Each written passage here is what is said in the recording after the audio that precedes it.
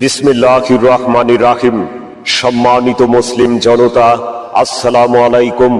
বাংলা ও ভারতের অন্যতম হাদি মুফতি আজম আলহাজ সৈয়দ আবুল হাসান চিশতি রহমাতুল্লাহ আলাইহে এর অনুমতি ক্রমেই আগামীকাল 25 জানুয়ারি রোজ রবিবার সকাল 8 ঘটিকা হতে বিকেল 3 ঘটিকা পর্যন্ত আলেয়া ফয়েজ ইসলামিয়া এতিমখানা ও মাদ্রাসার উদ্যোগেই 21তম বার্ষিক ইসালে সওয়াব মাহফিলের আয়োজন করা হয়েছে।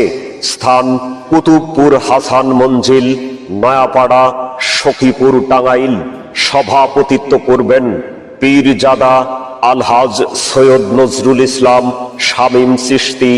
সভাপতি বাংলাদেশ চিশতিয়া জাকের মঞ্জিল, রাজশাহী। সহ সভাপতি জনাব মোহাম্মদ ফজলুল হক শিকদার। সভাপতি অত্র এতিমখানা মাদ্রাসা।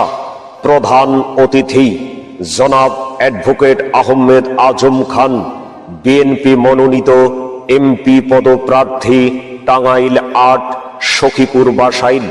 সার্বিক তত্ত্বাবধানে সার্জেন্ট অবসরপ্রাপ্ত মোহাম্মদ আলমগীর হোসেন, টাঙ্গাইল 8 আসনে সংসদ সদস্য পদপ্রার্থী, আম জনতা পার্টি।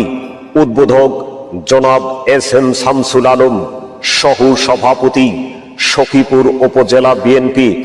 মাহফিল পরিচালনায় জনাব জয়েন উদ্দিন সরকার ও আলহাজ আফসার উদ্দিন মাস্টার সাহেব। প্রধান বক্তা হিসেবে বয়ান পেশ করবেন বিশিষ্ট ইসলামী চিন্তাবিদ, মুফাসসিরে কোরআন ও আশিকে রাসূল হযরত মাওলানা নাজমুল হোসাইন আশিকি সাহেব, ময়মনসিংহ। পরিচালক ওয়ালিয়া সুন্নিয়া মাদ্রাসা। দ্বিতীয় বক্তা পীরজাদা হযরত মাওলানা মনিরুজ্জামান সাহেব, টাঙ্গাইল। পরিচালক মহিববিয়া সুন্নিয়া মাদ্রাসা। তৃতীয় বক্তা হাফেজ মাওলানা রবিউল ইসলাম, রাজশাহী, খাদেম, বাংলাদেশ চিশতিয়া জাকের মঞ্জিল। ধন্যবাদান্তে মাওলানা মোহাম্মদ আলমগীর হোসেন কুতুবপুরি। এন্তেজামে এলাকাবাসী ও জাকির বৃন্দ। উক্ত মাহফিলে আপনারা সকলেই বিশেষভাবে আমন্ত্রিত।